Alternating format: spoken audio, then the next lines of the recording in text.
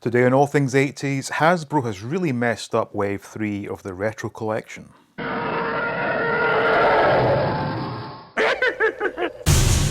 Welcome back to All Things 80s. Now, a couple months back, I did a video bemoaning the fact that Hasbro elected to skip the Return of the Jedi for Mandalorian in regards to Wave 3 of the retro collection. Now, having just seen the finale of The Mandalorian Season 2, it got me thinking that Hasbro really did jump the gun with this announcement. I say that because the previous two waves were announced in the January of that particular year with a release in May of that year.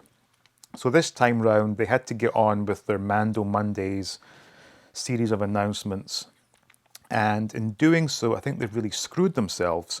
Now, don't get me wrong, the figures that are coming out for Wave 3, they're all good figures.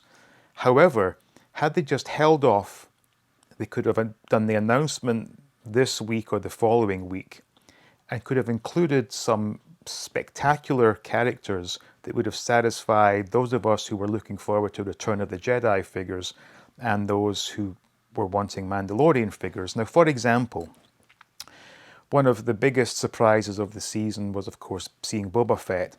All they had to do was alter the paint scheme a little bit, throw on one of those vinyl skirts as seen with the Hoth Stormtrooper, and there's Boba Fett.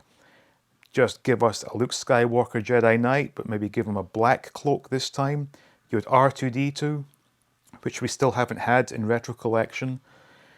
We also had the Biker Scouts, Tusken Raiders, and for a bit of controversy, they could have given us some vinyl cape Jawas.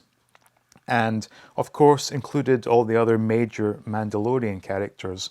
Packaged it all with Mandalorian packaging, and I think that would have kept both Jedi and Mandalorian fans quite happy. Now, to further things, they could have offered us some vehicles. Now, of course, in the finale, we saw Luke's X-Wing. Just repackage a Kenner X-Wing. The Biker Scouts, of course, were riding speeder bikes. Repackage those. And of course, the big one, Slave One. I honestly believe that if they had just held off until this week, or even next week, and done an announcement, including some of the figures I've just mentioned, along with those vehicles, that would have been one of Hasbro's biggest ever sellers, in my opinion. I mean, given that, you know, the retro collection is primarily aimed at people like myself who grew up with the originals, we would have snapped up Slave One or an X-Wing had those been offered. And like I said, just throw on a vinyl skirt on Boba Fett, give him a bit of black paint, would have been fantastic.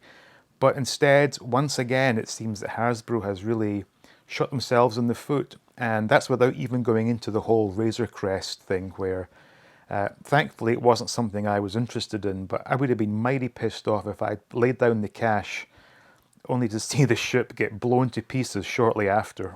So anyway, just my thoughts. Let me know, do you agree, disagree? Thank you all for watching, with special thanks to the Patreons. Please like, please subscribe, and as always, stay tuned for more videos from All Things 80s.